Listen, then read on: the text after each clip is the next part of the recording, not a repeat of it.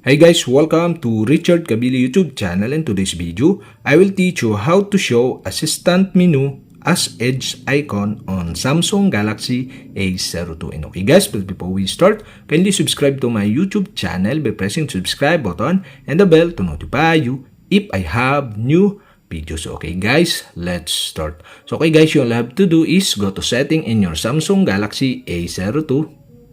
In Settings, scroll down and go to Accessibility. In Accessibility, go to Interactions and Dexterity. Here in Interaction and Dexterity, you can see the Assistant menu. And okay guys, you'll have to do is tap this. And the first things you can do is enable the Assistant menu by switching on switch button on the right side. And okay, here the Assistant menu. But in this tutorial, I'll show you how to show as edge icon on your Samsung Galaxy A02. And you can see this show as edge icon, and on the right side you can see the switch button.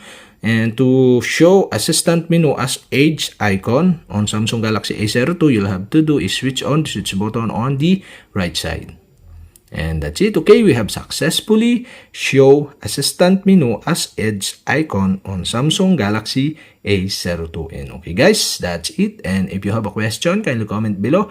And don't forget to hit the subscribe button and the bell to notify you if I have new videos. Okay guys, thank you for watching.